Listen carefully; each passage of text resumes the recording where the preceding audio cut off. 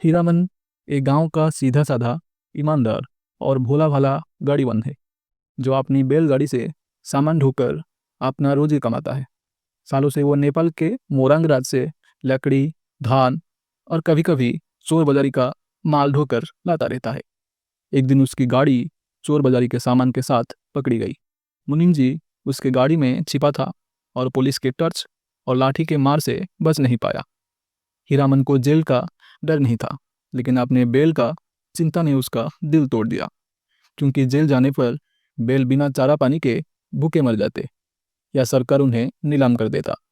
इसी घटना के बाद हीरामन कसम खाता है कि अब ना चोर बाजारी का माल लदेगा ना बांस, क्योंकि बांस लदने पर हमेशा दुर्घटना होती है। हीरामन की दुनिया साफ सुथरी है, पर जीवन संघर्ष से भरा हुआ। आधी दारी पर बैल जुते हुए उसने कभी जीवन दिया, कभी गाड़ी खींचकर पैसा कमाया। एक बार सर्कस की बाग गाड़ी खींचकर उसने 100 रुपया कमाई और अपने नई गाड़ी बनवाई। इस साल हीरामन के लिए नई किस्मत का दरवाजा खुला था।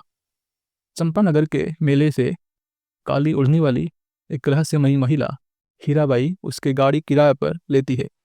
हीराबाई एक नौटंकी कंपनी की नायिका है, जिसे दुनिया हीराबाई के रूप में जानती है। हीरामन, जिन्होंने सालों तक मेला में माल तो धोया, लेकिन कभी नौटंकी या सिनेमा नहीं देखा, उसका नाम ही पहली बार सुनता है। जैसे जैसे सफर आगे बढ़ता है, हीरामन के दिल में अजीब सी गुदगुदी होने लगती है। उसे लगता है उसकी गाड़ी में चंपा का फूल खिल गया है। हीराबाई की मुस्कान और मीठी बोली उसका दिल को छू जाता है। जब भी हीरामन बेलों को डांटता, हीराबाई प्यार से रोक लेती। मारो मत, धीरे चलने दो।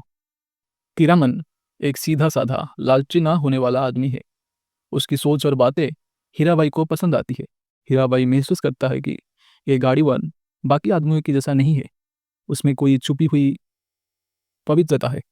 सफर के दौरान दोनों के बीच एक नाजुक रिश्ता बनता है। हीराबाई उसका मजाक भी लेती है, उसका भोलापन उसे छू जाता है। सफर के दौरान हीरामन से सारे पुराने दुख सुख याद आते हैं। बचपन में हुई शादी, दुल्हन की मौत और दूसरी शादी से उसका इनकार। उसका जीवन एक ही लक्ष्य पर टिकी हुई है, और वो है गाड़ीवान। सफर में हीरामन छोटी छोटी बातें शेयर करता है, पुराने जमाने की कहानियाँ, नामनगर की इतिहास और अपने जिंदगी के तजुर्बा। हीराबाई उसके उन कहानियों पर दिल खोल कर हंसती है, और कभी कभी उसकी आंखों में एक उदासी भी दिखाई देती है।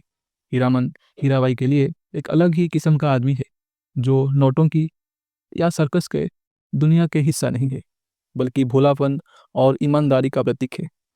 जब रात होता है, हीरामन गाड़ी पर पर्दा डाल देता है और हीराबाई का ख्याल रखता है। दिन निकलता है, दोनों बातचीत करते हैं।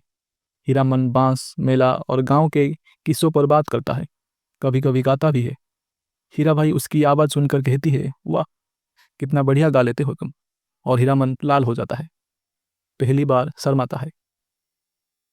हीरामन हीराबाई के लिए चीनी और चूड़ा ले आती है, मिट्टी के नए बर्तनों में, और उसकी आंखों में एक अनोखे आतिथ्य भाव होता है। हीराबाई हैरान हो जाता है कि ऐसे निश्चल आदमी उसने कभी देखा ही नहीं। सफर के वक्त हीराबाई खुद जब हीरामन को खाने के लिए कहती है, हीरामन का दिल भर आता है। उसे लगता है जैसे भगवती माँ ने उसके अर्जी सुन ली हो। हीराबाई का लाल ओंठों पर दूध चूड़ा का प्रास देखकर उसे उसका मन खुशी से भर जाता है। दोनों सफर के दौरान बातचीत करते हैं। हीराबाई पूछती है, तुम्हारी बेल का गीत नहीं है क्या? और हीरामन शुरू करता है अपनी कहानी और गांव की बोली के गीत। उसने हीराबाई को मियाँ घटवारिन की गीत सुनाया, एक लंबी कहानी जिसमें एक भोली सी लड़की मियाँ अपनी जिंदगी से लड़ती है और भागती है। हीरामन गाते हुए इतना बह जाता है कि उसकी आंखों गीली हो जाती है। उसका सुरों में दर्द, कहानी और अपनापन दोनों होते हैं। हीराबाई मोहित होकर उसकी तरफ देखती रहती है। सफर के रास्ते में बच्चे गाड़ी के पीछे ताली बजाते और गांव के गीत गाते हैं, लाली लाली दुल्हनिया। और हीरामन के मन में सपने जाग उठते हैं। उसे लगता है जैसे हीराबाई उसकी दुल्हन है और वो अपने गांव लौट रहा है। ये भावना उसके अंदर का भोला और प्रेमल हीरामन दिखाई देती है। हीरामन हीराबाई को सुरक्षा और सम्मान का एहसास दिलाता है। रात को वो लड़ियों की नज़रों से हीराबाई को बचाता है, गाड़ी पर पर्दा डालता है, उसे चाय और चूड़ा लाकर खिलाती है। जैसे वो अपनी जिम्मेदारी और अपनापन का फर्ज निभा रहा है। हीराबाई भी धीरे धीरे खुद को सुरक्षित महसूस करता है और हीरामन पर पूरा भरोसा कर लेती है। सफ़र के दौरान हीराबाई हीरामन के भोलेपन और पवित्रता से बहुत प्रभावित होता है। जब वो उसे गुरुजी कहकर बुलाती है और कहती है, एक अक्षर सिखाने वाले भी गुरु और एक राग सिखाने वाले भी उस्ताद होते हैं, तो हीरामन लाज से भर जाता है। हीराबाई उसका गाया हुआ मियाँ घटवारिन गीत याद कर गाने लगता है और हीरामन हैरान रह जाता है और उसका दिल भर आता है। उस सफ़र के पलों में दोनों के बीच एक अनोखा प्रेम और विश्वास का रिश्ता बन जाता है। जब गाड़ी फिरविसगंज पहुंचती है, हीरामन खुद अपनी गाड़ी को पर्दा करके हीराबाई को सुरक्षा देती है। गांव की अन्य गाड़ियों हीराबाई की खूबसूरती और कंपनी की औरत होने पर आकर्षित होते हैं, लेकिन हीरामन सबको शांत रखता है। हीराबाई की मर्यादा की रक्षा करती है।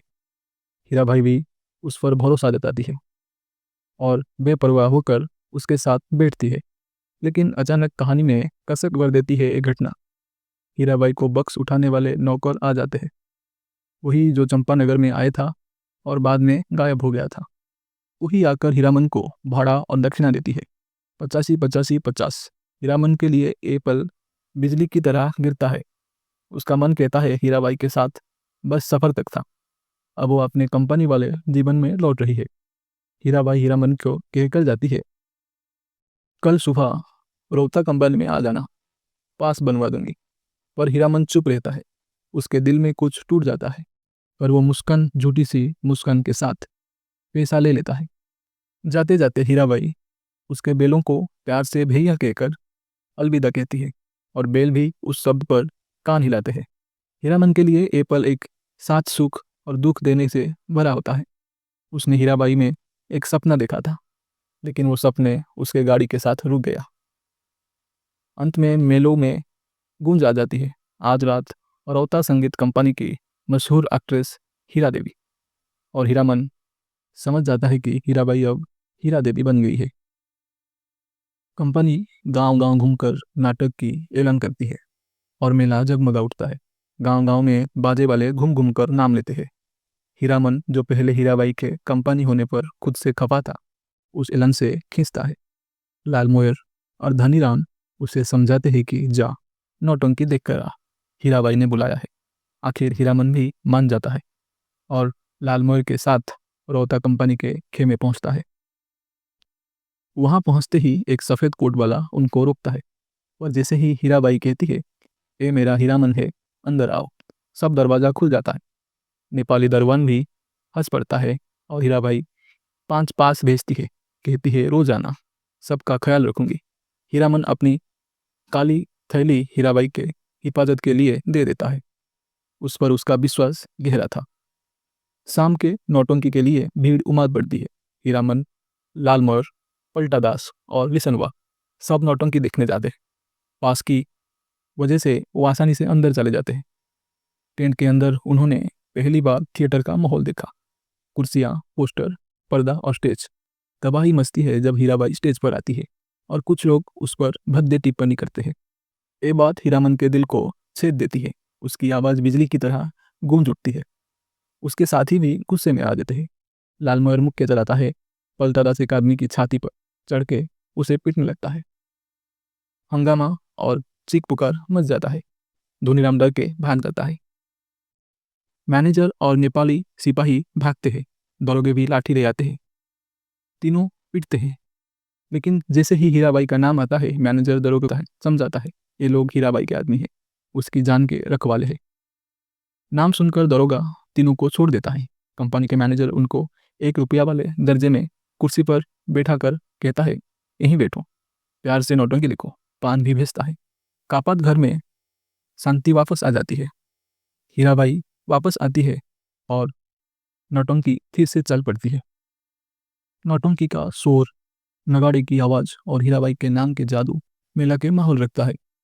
10 दिन बीत जाते हैं। दिन भर हीरामन अपनी काम करता है। शाम होते ही नौटंकी का नगड़ा बजता। उसका कानों में हीराबाई की आवाज़ गूंजती, भैया, मीत, हीरामन और उस्ताद जी। ये सब आवाज़ उसके दिल के कोने में बजती रहती है। कभी नगड़ा, कभी ढोलक, कभी हीराबाई की पायल। इस दौरान हीरामन की जिंदगी हीराबाई के आसपास घूमने लगती है। कंपनी के मैनेजर से लेके सब उसका पहचान हो जाते हैं। हीराबाई का आदमी है, लेकिन गांव वाले और मेले के लोग हीराबाई को बदनाम करते हैं। कहते हैं कंपनी की औरत, नौटंकी वाली। हीरामन का दिल जलन से भर जाता है। बिना देखे लोग क्यों बोलते हैं? सर्कस में होती है तो सुरक्षित रहती। फिर खबर आती है हीराबाई जा रही है। लालमोहर हीरामन को स्टेशन पर बुलाता है। हीरामन दौड़ता हुआ और देखता है हीराबाई मुसाफिर खाने के बाहर खड़ी है, ओढ़नी से चेहरा ढके, हाथ में एक सफ़ेद थाली। हीराबाई कहती है, गुरुजी, मुलाकात हो गई, वरना उम्मीद छोड़ दी थी। मैं वापस जा रहा हूँ कंपनी में। हीरामन कुछ बोल नहीं पाता। हीराबाई उसका कंधे पर हाथ रखती है और 1 रुपये देती है। एक गर्म चादर खरीद लेना। हीरामन लाज से कहती है, रुपया रहने दीजिए, क्या करेंगे चादर लेकर? हीराबाई उसके चेहरे को देखती है, हल्का सा मुस्कुराती है और दर्द भरी बात बोलती है, तुम्हारा जी छोटा हो गया है। ट्रेन आती है। बक्सा धोने वाले आदमी जो हीराबाई को लेकर आए थे चिल्लाते हैं, प्लेटफॉर्म से बाहर भागो। हीरामन चुपचाप पीछे हट जाता है। हीराबाई ट्रेन में चढ़ कर के भी पलट पलट के हीरामन के तरफ देखती है। साफरन रंग की साफी हिलाकर इशारा करती है, अब जाओ। ट्रेन छूट जाता है। प्लेटफॉर्म खाली हो जाता है। हीरामन का दिल भी खाली हो जाता है। लालमोहर कहता है, मेला अब टूटेगा। लेकिन हीरामन अभी बैलगाड़ी को गांव की तरफ मोड़ लेता है। रेल के साथ साथ चलती उसकी गाड़ी अब खाली है। ना बोरे, ना बांस, ना देवी। उसके मन में एक टूटा हुआ गीत गुनगुनाता है, आज ही हाँ मेरे गए गुलफम। और हीरामन तीसरी कसम खाता है, अब कभी कंपनी की औरत को लदने नहीं ले जाएगा।